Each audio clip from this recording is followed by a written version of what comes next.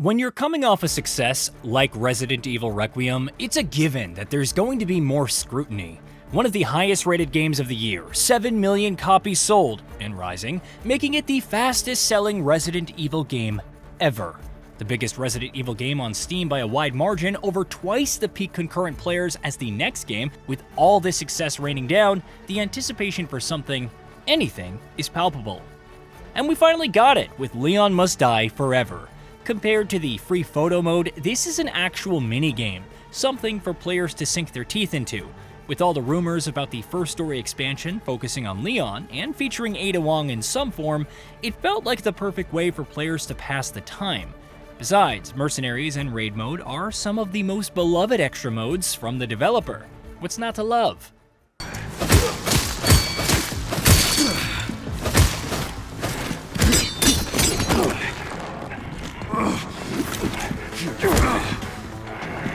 Well, Leon Must Die Forever isn't exactly either of those modes, and arguably not as long-lasting, but we'll get to that. The first thing to take note is that there's only one playable character, Leon S. Kennedy. It makes sense given the focus on him. The mode is named after him, for crying out loud, and for much of the action in Requiem's campaign, he was the guy. The man with the most in terms of weapons, ammo, and fancy melee attacks to destroy anything in his way. This worked extremely well with the dichotomy of having to control Grace, whose experience was more akin to the classic Resident Evil survival horror. I don't doubt that Leon by himself could work in a mercenary-style mode, but structurally, this isn't the same.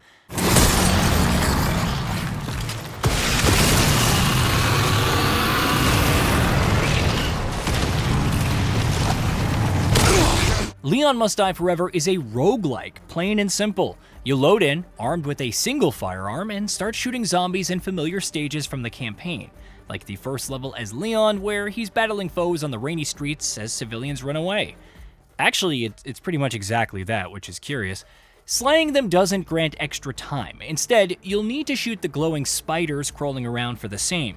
They'll drop ammo and other items, which can also be scavenged from nearby crates. You also find special military-issued crates with weapons, gradually working your way up to a formidable arsenal. Much like the campaign, however, there's limited space in the attaché case, so you'll need to prioritize keeping or dropping some weapons. Once you've cleared out enough enemies, you can interact with a small sign and go to the next stage. Yes, just like that. There's no cutscene or natural flow between stages. Just select the stage on the fancy flowchart with the Slay the Spire style branching, and depending on the level of difficulty, you'll load in with some text on screen. Of course, there is a hook to all this, and it involves unlocking enhancers for Leon. Every time he levels up, he can choose 3 options, kind of like those Survivor-style games, and choose to increase the damage of different weapon types. Occasionally, you'll run into options which grant a damage boost based on the number of empty slots in your case, so ditching everything else and sticking with a single handgun while hoarding ammo becomes a viable strategy. Or heck, go full melee, especially with the enhancers like Proximity Boost, which increases your attack power against enemies within 10 feet by 60%, but decreases it by 40% if you're further away.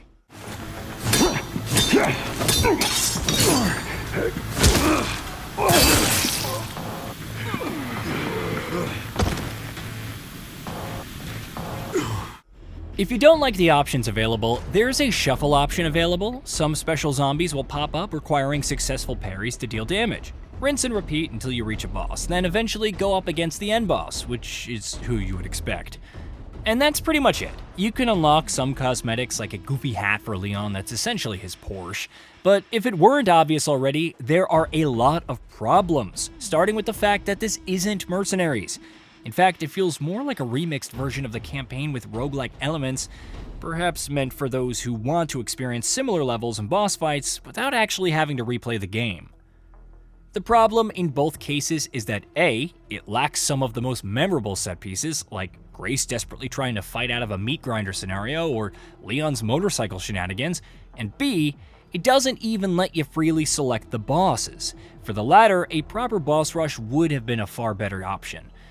The development team never promised Mercenaries, so fair play to them, but when this is what you're offering instead, it's a given that players will expect more.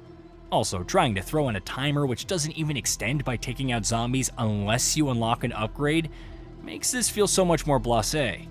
It effectively removes any sense of tension if the looping repetitive music didn't already do that for you.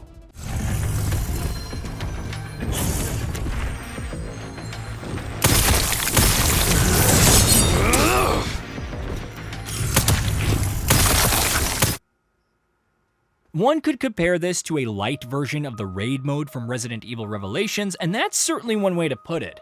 That mode had multiple playable characters, each with unique abilities, passives, and cosmetics. Even if the developer didn't want to factor in Grace and ruin her survival horror fantasy in the campaign, there were plenty of other potential candidates. You could have had Sherry running around, or Zeno unleashing his abilities on the hordes. Maybe it's because there wasn't enough time to rig those animations or design enhancers that would make sense for their playstyles. After all, it would be weird if Sherry had a hatchet and Leon's parrying prowess. But that's not all that makes this come across like some hastily put together mode, because many of Leon's classic one-liners are in the cutscenes, and they're clearly absent here.